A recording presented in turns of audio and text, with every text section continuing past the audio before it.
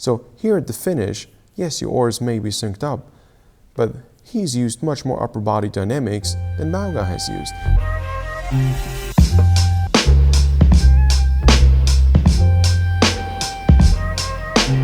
Ladies and gentlemen, hello and thank you very much for watching the Arm Training channel.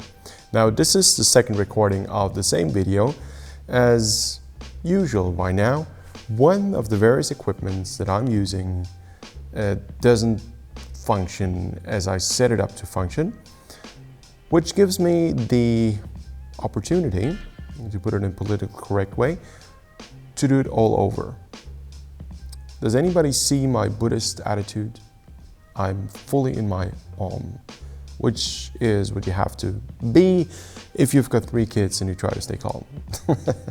Okay.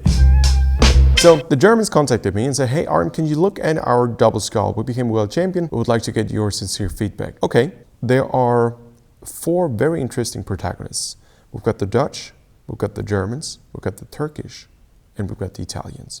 That is one of the very nice shots where we see the Turkish style versus the German style versus the Dutch style. Let me know what you think in the comments. If you just look at this, of course, we see some obvious things. For example, that the Dutch double simply doesn't use the upper body weight together. Okay, but if you look at the Dutch bowman, that style of rowing must have been something that he has been taught. If you look at their blades, they're perfectly matched up.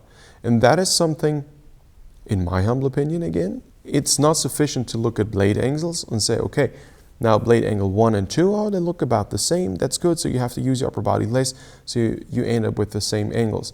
The question is, how do you get these angles and what happens? Length is not the ultima ratio, to put it in Latin. Length is a byproduct. So here at the finish, yes, your oars may be synced up, but he's used much more upper body dynamics than Bauga has used. And no, you cannot replace upper body dynamics by more leg drive or longer arm pull. And I think this is one of the things that many people get wrong when they say, oh, if you're tall, you don't have to lean back so much. No, you have to lean back. Leaning back, swinging is half the rent. You cannot omit that part because this is upper body, it is body weight use at its best. So if stroke uses his upper body weight while bow doesn't, just to have the blades matched up, that's not going to be as quick as it possibly could be. So of course in the erg, probably there are times of matching. In the single, maybe there are times of matching too. But if that's meant to be a boat that works together, I always like to think about a very simple rope pulling analogy.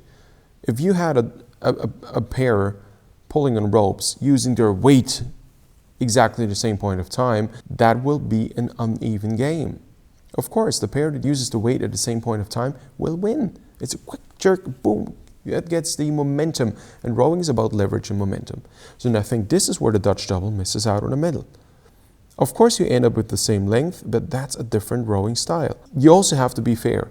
These conditions were not nice. So usually in conditions like these, you would say, no, I'm not going to do a 2K today. The weather is not so good. The time's not going to be good. Well, surprise, surprise. At the World Championships, you don't delay because of a weather like this. You just don't. I need to check this audio recorder. They like to go off without telling you anything. I would love to have an alarm set and all of these and boo, boo, stop recording, stop recording, stop recording, hit me in the face. Say, okay, but they don't do that. Back to the topic. If we talk about the Dutch, for me, that is a perfect example of matching up blade work and length, but not matching up the influence on the boat. Being 4th at the Worlds is a great achievement, but you don't compete against others. You compete against what you are capable of doing, so you compete against your capacity.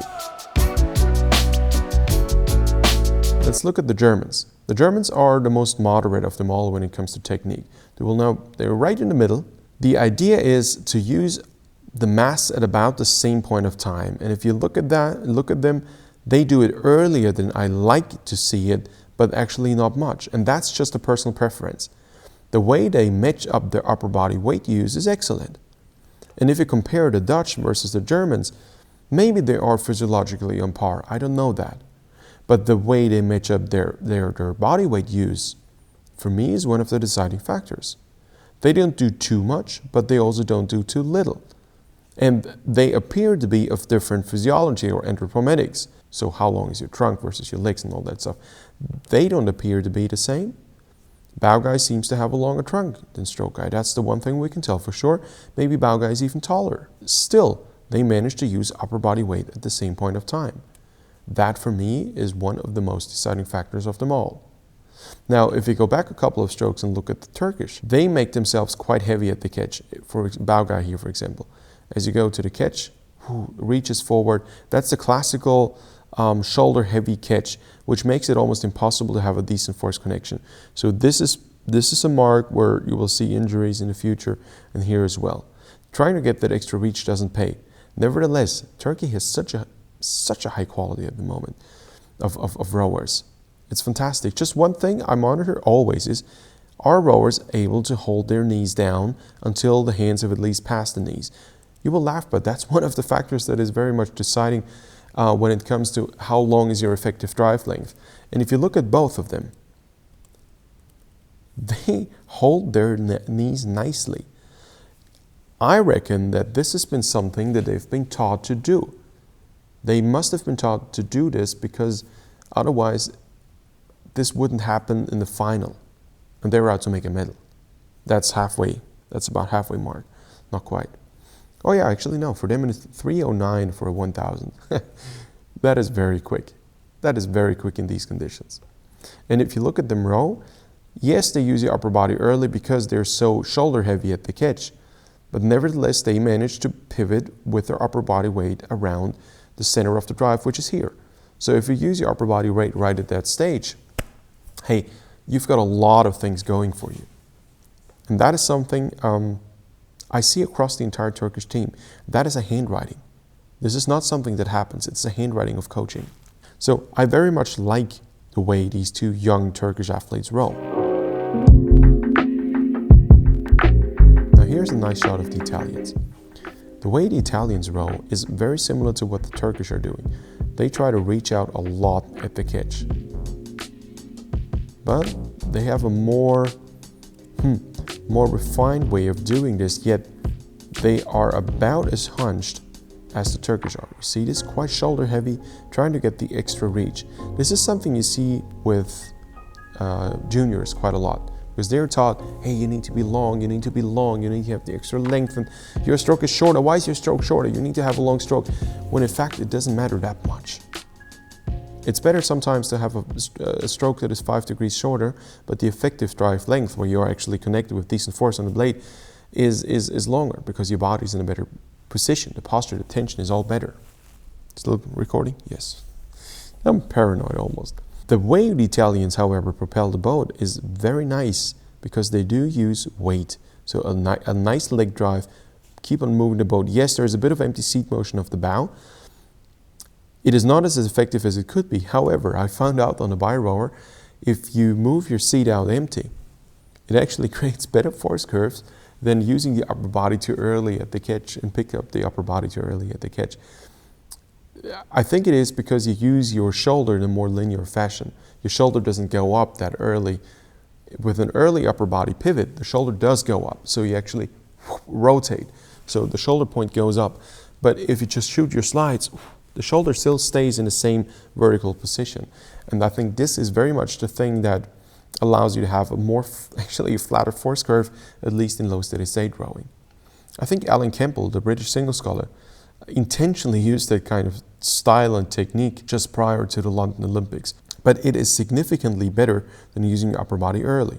And I think this is what makes the Italians successful in what they do.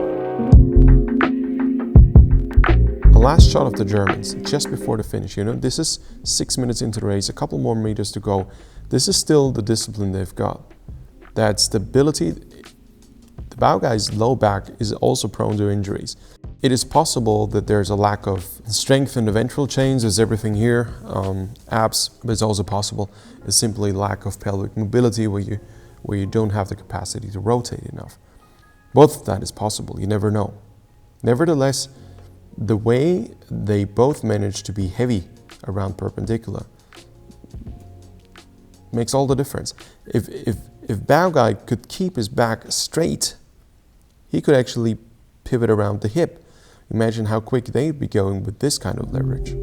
Fly away with me, it's time to fly away. Last couple of meters for them. And that's also, all the 3 boats who actually create punch are going to make a medal. They create punch together. All of them have their inefficiencies. But the 3 boats who create punch, the Germans, the Turkish and the Italians, will make a medal. And for the brave Dutch, it's not enough for this year. Hopefully next year, or under 23. Now with this being said, thank you very much for watching. I'm very much looking forward to your comments. Subscribe if you haven't. Share the video if you haven't. If you want to work with me, go to rmtraining.com. There are training plans, video analysis services, and live online coaching sessions in groups and as one-on-ones on water and indoors. With this being said, thank you very much for watching and subscribing. I see you in the next video. Bye-bye. Fly away with me, it's time to fly away. Fly away. His blood set me free, it's time to fly away. Fly away.